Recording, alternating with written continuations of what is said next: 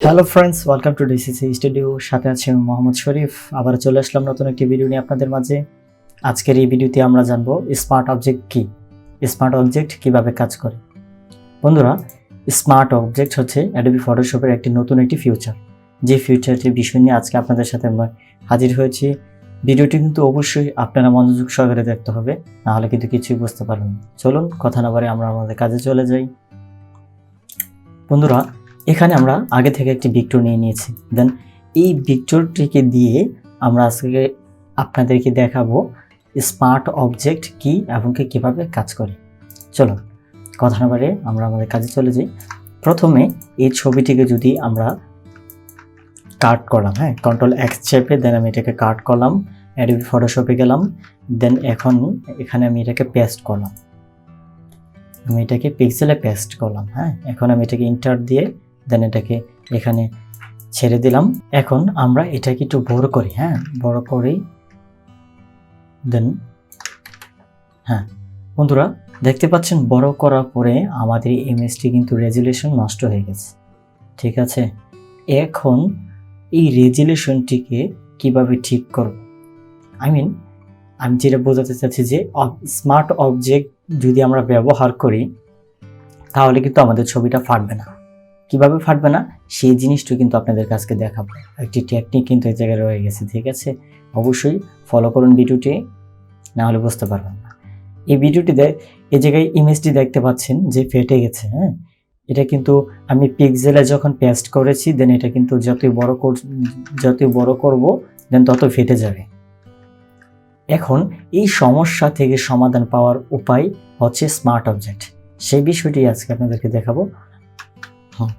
চলুন আমরা আবার এটাকে কাট করলাম, দেন ফটোশপে গেলাম। এখন যদি আমরা পেস্ট করি, এই যে বন্ধুরা এই জায়গায় যে দেখতে পাচ্ছেন, আমরা যখন পেস্ট করছি দেন পেস্ট করার পর আমাদের একটা বার দিয়েছে, আমাদেরকে একটা মেনু বার দিয়েছে। এখানে কিন্তু অনেক ধরনের লেয়ার আছে। এখানে দেখতে পাচ্ছেন লেয়ার্স আছে, স্মার্ট অবজেক্ট আছে, পিক্সেল আছে, পেথ আছে, শেপ লেয়ার আছে।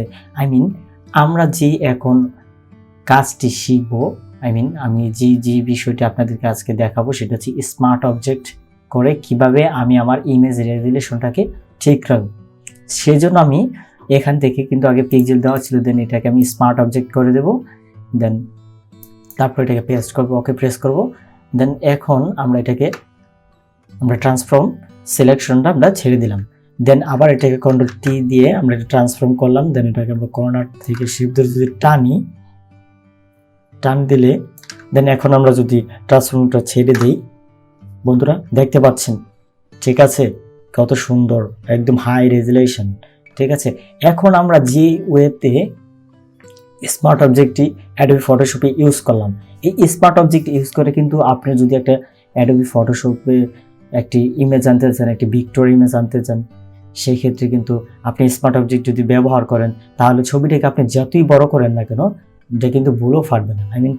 একটুর পরিমাণও ফাটবে না। ঠিক আছে, স্মার্ট অবজেক্টের এখন ধরেন যে আমরা এখানে একটা ভুল হয়ে গেছে, দেন আমাদেরকে এই জায়গায় কিছু একটা করতে হবে।